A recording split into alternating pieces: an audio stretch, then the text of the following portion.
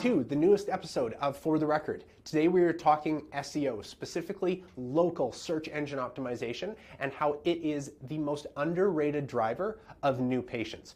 We talked to Dr. Jason Flores. We're going to talk about how over the years he has implemented SEO in the right way, in the same way as he has grown his business. And then we're going to actually talk to our team lead of SEO here at Marketing for ECPs, Claire Laurie, and we're going to dig in a little bit deeper into the topic that everyone seems to be talking about right now, AI, and how it is impacting the way that you show up on Google. Stay tuned, we've got a really great episode for you. Yeah, so I want this to be a little bit more conversational, Dr. Flores. Like, in reality, the reason that I wanted to talk to you is because I've always admired the way that you've run your business. It's always been very focused on basically growing in the right direction at the right time, making the right decisions based on the numbers. And that's very much aligned with what we're talking about today, which is SEO. So you and I started on SEO about 3 years ago now. And so I wanted to know why. Well, first off, tell the audience a little bit about you, because this new podcast, we're really trying to talk to practices who very much have done what you've done, in the sense of you've grown your business the right way. It's not a multi-location practice that people are starting with. This is grassroots. This is building the right way. So can you tell me a little bit more about you and the Optometric Group? Yeah, absolutely. So I came on board in 2017. Let's see. Well, actually, we can go further back really quickly. I graduated Indiana University in 2004. Worked all different types of optometry, between commercial practice here, employed, associates, and now a partner at this group in 2017. The practice that I'm at, the Optometric Group, was a single location. They were looking for a doctor who would be able to get into their second location and to be able to take the SOPs, the standard processes that they were successful to get them from when they first started in 1948 to 2017, building an amazing practice, and moved that into their, at that time, second location in 2018. I guess fast forward, we are opening our fifth location here in 2026. We have two larger locations now, with one smaller, but that smaller soon to become a larger, as we can go through the conversations here with Tyler about how we kind of merge and acquire, and then we merge them again into larger locations. But that's kind of it in a nutshell. My wife likes to say I was the doctor that came out of school that thought I'd never run a practice, and now I have 5. And you know what? I think that's a very relatable story that a lot of optometrists would say the same thing. And it's funny because you say it so casually now as, hey, we're opening our fifth location. And I think even the concept of that, a lot of the question for a lot of ODs that are about to graduate right now, or even newer ODs that have been in the field now for a few years, maybe they've been an associate doctor somewhere, they don't even know where that next step is. So how did, before we even get into SEO and the growth of your practice, how did you even get to this point now? Like, how did you go from, I'm going to be an associate, or I'm going to be an eye doctor, to I'm now a business person? Like, I'm running a practice, and a very successful one at that. So I really kind of lean into the network that I have. I've always kind of prized making sure that I put myself in opportunities or locations where I'd be able to meet the right people, and keep those people around. I've had some great mentors all along the way. Some of them coincidentally had owned or previously owned this practice that I'm in now. But also being a teaching facility at our clinics now, I do teach our students that needing to make sure that you make these connections and keep those connections over time, because those things are important. Being able to reconnect with the doctors that you've spent time with and be able to ask questions and really just be vulnerable and be like, I don't know what's next. Looking at what I'm doing now, what do you think is next? And then just listen. So that's a perfect segue for, I think, what SEO is for practices when you implement it the right way. And really the reason why you and I started talking about SEO a few years ago is I'm going to hone in on what you said about talking to the right people. You know, the right people for the next step of your career, but the way that you've grown your business and the way that you and your partners have taken this and continue to add locations and continue to increase revenue year over year and still offer a great patient experience is you are focused on the right people. You're focused on the right patients. And that's a big part of what SEO does, right? And making sure that you're putting the right information in front of the ideal patient who you would want to see. So taking it a step back from that, and we look a few years back, why was it important to you that we went forward with a strategy like this, utilizing SEO to kind of take the next step in your business? I think for a lot of optometrists, you know, we do a lot of things well, and a lot of them are in the exam lane, patient care, really advancing technology. But outside the exam lane, unfortunately, there's not a lot of education that we have coming out of school. So these are the things where you need to realize if you want to excel, if you want to be able to get to that next level, that next office, or even just excel in the office that you're at, you need to be able to partner with the right teams.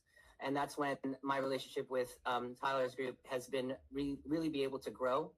And at that point, we were still expanding in size, trying to get the right patients, pairing that with the right specialties, and be able to get that message out to the community is what's really helped get that awareness to be able to bring those patients in.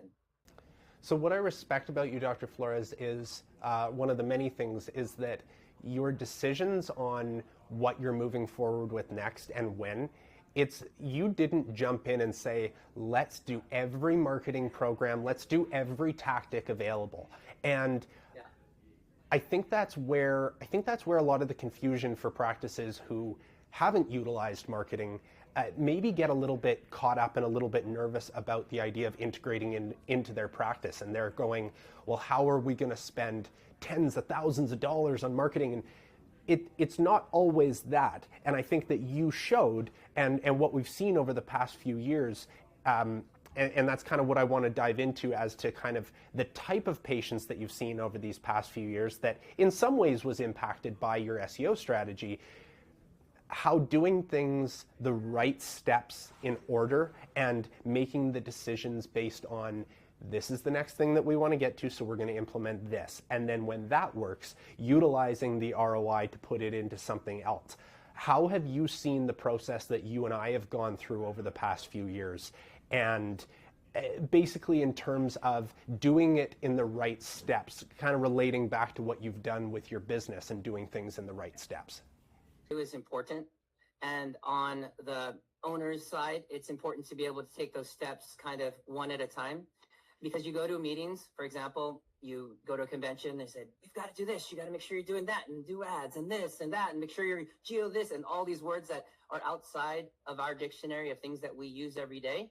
And we need to kind of sort of put that in boxes. But I guess above that, what I get from some of the mastermind groups that I'm part of is there's kind of a number that you have. You take your net collections, and you want a percentage that you spend towards marketing. Whether that's, sending newsletter, email blasts, doing paper ads, doing the billboards, whatever that may be, a percentage of that should go and continue to go towards that. What we continually find is that offices and even successful ones are not spending enough towards the marketing. Music to all your guys' ears on that side, I'm sure. But usually it's less than 1% of your net revenue. So those who are listening, think about what your net revenue is. Are you spending 1 to 3%, up to 3% towards marketing efforts, including this in SEO? That's where you're going to find a positive return. Even up to 5%, you're still finding an increase. And at that point, that's where things fall off. So that as your foundational baseline allows you to continue to add programs as you increase your net revenue, right? Patients come in, you can spend towards marketing and using that number to continually find success in these programs as you roll them out quarter to quarter, year to year. So in your opinion, is marketing an investment or is it a cost? For us, it's definitely an investment. I think for a lot of owners, it ends up being a cost, but here's the thing. It's the cost of doing business. Think of that way. Think of, yes, you may be full, but if your books are ever empty, if you're ever not having the right mix of patients in your office, or wish it was a different mix and want to shift that way, the way you're going to do that is to bring those new patients in. There's a metric that Tyler and I talk about of this mix of new and returning patients, and there has to be this mix. If you've got all returning patients, it's just the same people coming to you. There's no change that's going to happen to your office. There needs to be an influx, new eyes on the things that you are doing at your practice. Yeah, you raise a very important metric to pay attention to, and I think that is when you're considering your marketing budget, are you justifying that as a percentage of your overall business costs, or are you doing it as a percentage of your net collections? And I think you've done this very well in the sense that you and I have had very logical conversations over the past number of years that when you see your net collections increase, and we can see where that's coming from in terms of, is a topic that we've focused on with your blogs, are we seeing more of that type of ideal patient in? Is it increasing your average revenue per patient and in turn increasing your net collections? If the answer is yes, then that means we can look at the next stage of your marketing. If the answer is no, then we look at what alternative tools we can be using and why that's missing the mark. And I think marketing it's not cut and dry. Marketing is very much it's a science experiment in many ways, very much like a business that you try new initiatives and sometimes they don't work. Sometimes it's not the right fit for you. But you bring up the idea of you go to these conferences and you're tossed all these acronyms that you need to know about and all the different things that you could be doing. Well, they don't know your business when you just come up to the booth. You have a very different goal than the 10 practices you might drive by in a 10-minute drive. So I guess for you, why was it so important with the growth of your business that you wanted and the right patients? Why was it important to focus on a tactic like SEO that talked specifically to your ideal patients? Why was that important to your growth? Yeah, so as our practice grew, obviously we added providers.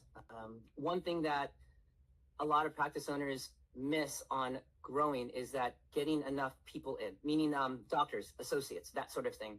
A lot of time you find these owners are also the foundational doctor as well as the foundational business person, where there needs to be kind of a balance. And when you find that balance between you seeing patients and you running the business, I think that's where a business can truly grow. That being said, as we bring associates in that have passions, for example, myopia management, dry eye therapy, vision therapy, these are things that we can now add to our tool belt of the business to be able to present to patients. And then we can pair with a team that will allow our now patients know that we offer it. But there are programs out there that will be able to reach a wider cast net to be able to let people know what we do. And that's the reason why we moved, because we increased the associates that had passions in other things other than primary care.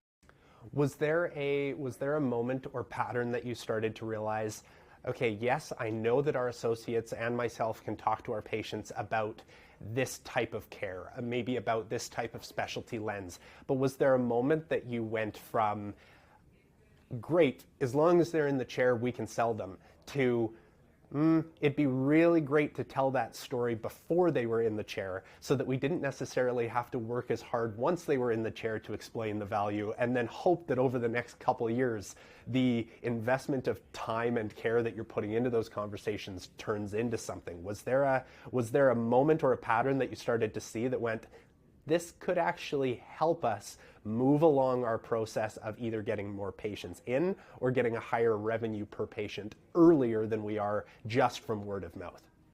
Yeah, I think as the shift moved from us providing the primary care for the majority of patients shifted, I think that's when the idea was like, we need to make sure that all these other things are brought up so that our staff can play a role to be able to introduce, and when patients come in, to be able to get them to the right doctors.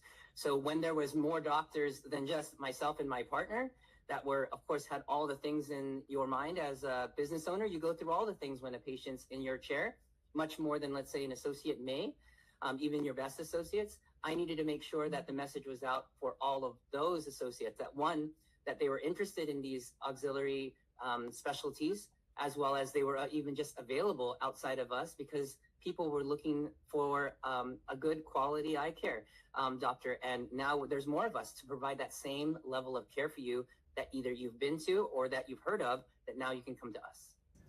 So it kind of sounds like the marketing became more of an extension of your story. Yeah, I think so. And as we evolved, our marketing has evolved with it as far as, what our vision is, the things that we focus on, the things that our whole group is kind of pointing towards. These are all issues that we run into as far as having multiple doctors.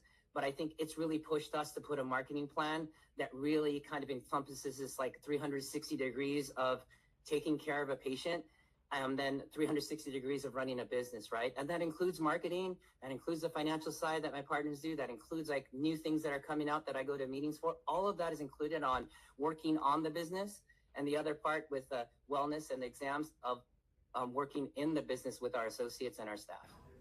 Yeah, that makes perfect sense. And I think that you are, not to pump your tires too much, but I think that you are the perfect example of someone who embraced some of these tools. So yes, we can rely on the reputation of a practice. We can rely on the reputation and the skills of an associate doctor coming in or your partners, but you took it a step further and said, great, I'm going to use the tools that are available at my disposal and not just lean on word of mouth.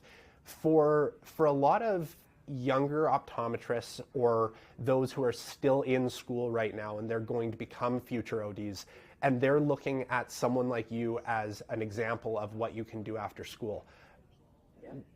What advice do you have for people entering the industry right now, either as someone who is looking forward to purchasing a practice one day or opening their own shop, or even just someone coming in as an associate and wants to come in and prove value to the current owners or the other doctors at the practice to say, hey, you've all been doing awesome, but I have some thoughts as to how we can improve the business and make the right kind of investment into the future. So would you have any advice for those younger ODs entering the industry?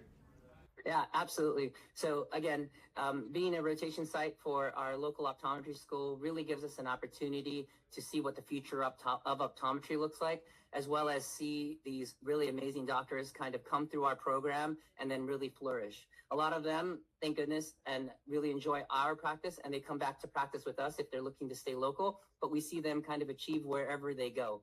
And one of the things that we always talk about is that when you come to a practice, for example, you're coming to our practice, obviously you can do primary care, ocular disease. These are kind of the baselines of the things that you have as you come out of school. One thing that we talk about is find what your why is. Why do you do optometry? Of course, we want to get people to see better, but there's something else, there is something in you outside of that. And if you could find what that is. So I've got a doctor who's very, very interested in vision therapy, would love to do lots more of that and finding an avenue and finding herself in that. And so that's something that she can bring to our practice.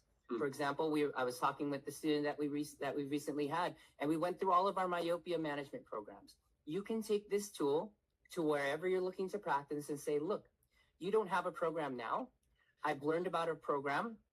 I can help implement it. This is the kind of revenue that you can get. And I can start to see this patient, and then we could even make it so that other doctors can see this patient.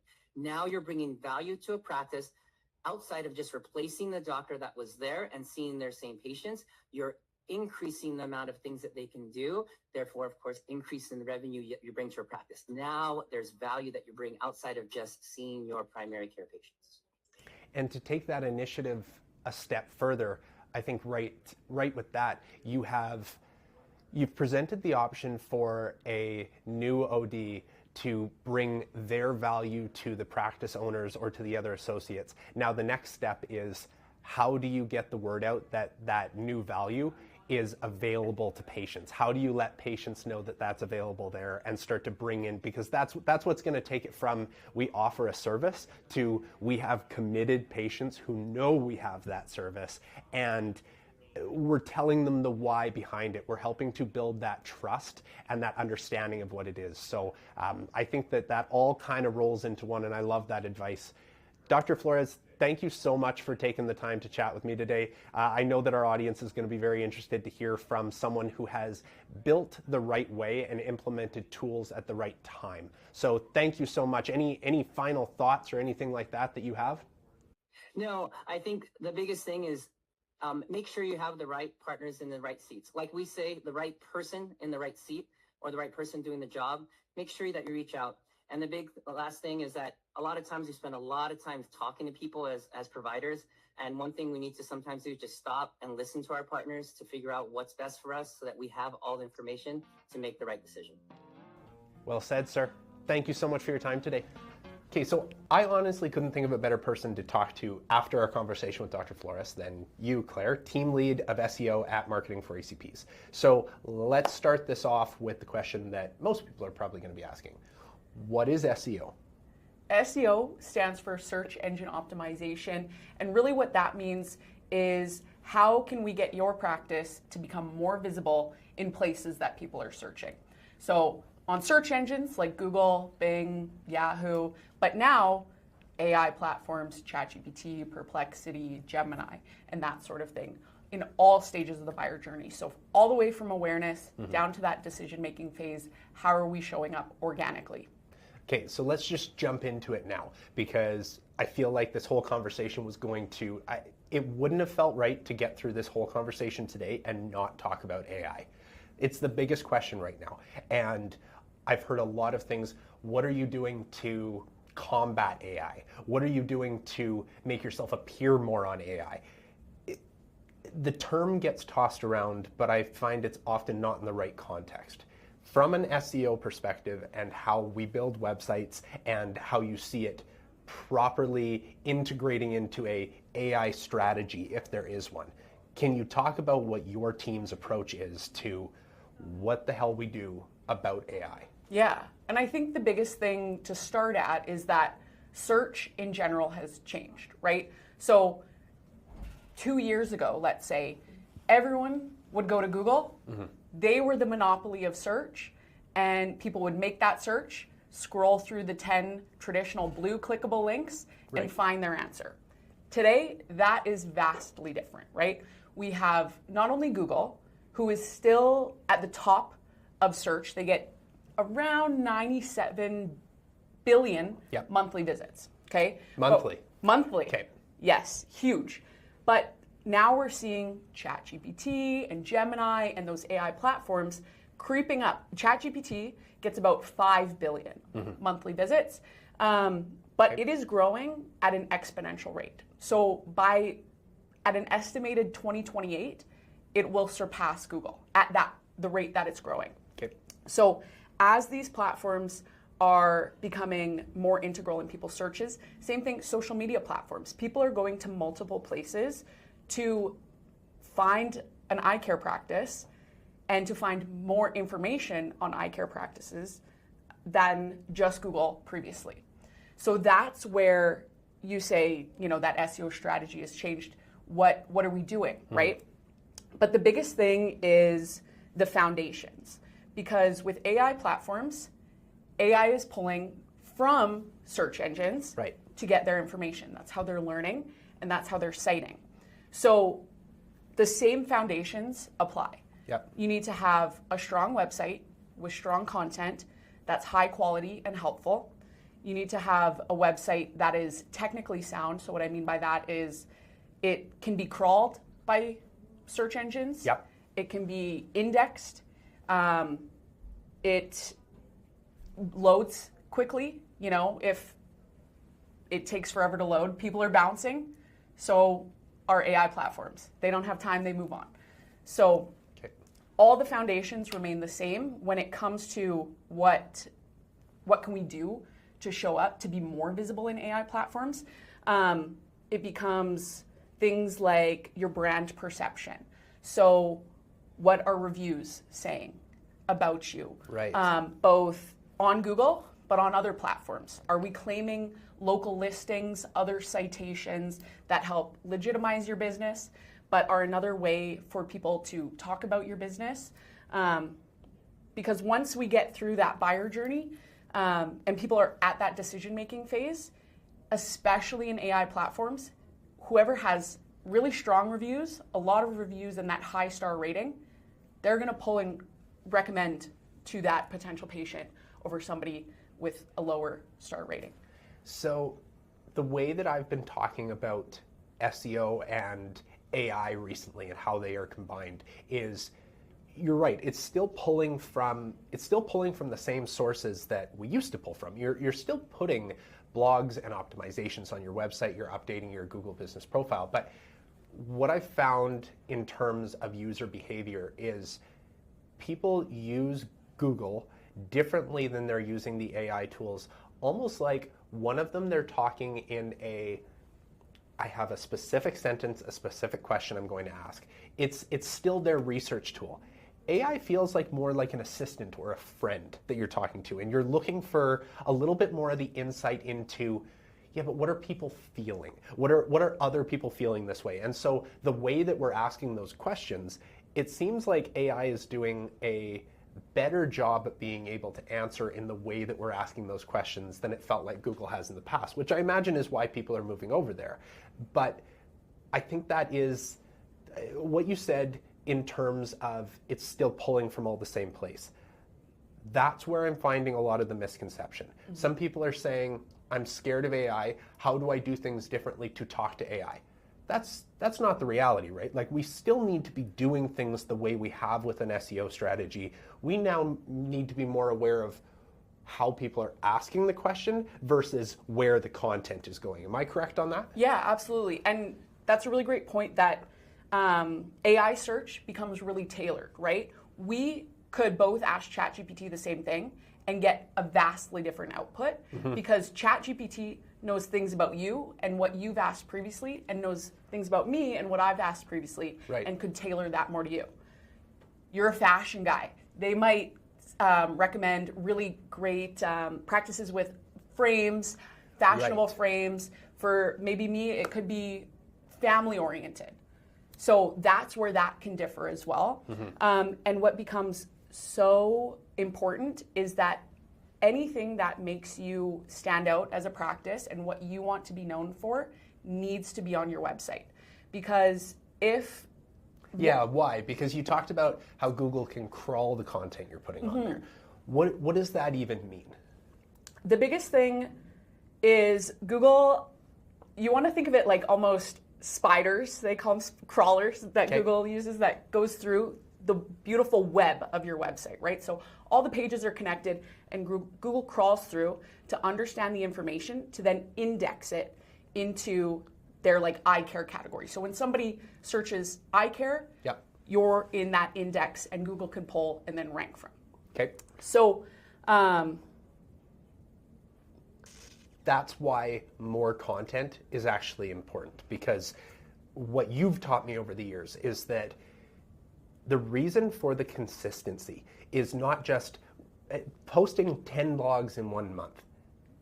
Great, you're going to tell Google that you have a lot of content there, but Google is forever learning what you are doing. And so if you were to post those blogs once a month for 10 months, would Google start to actually recognize that pattern, or kind of has anything shifted in that way? Like how they're coming back and analyzing your content? Is the consistency important? Consistency is important because content freshness is important. You're continuing to be active, whether that's on your website, but also your Google business profile, so there's active engagement there, instead of just stagnant, right? If you're just stagnant, then it's easy for your rankings to go lower and lower versus an active, here's new content, here's new fresh ideas, updated for this year, mm-hmm. Versus, again, a website that hasn't been touched or updated in 5 years, 2 years, whatever it is.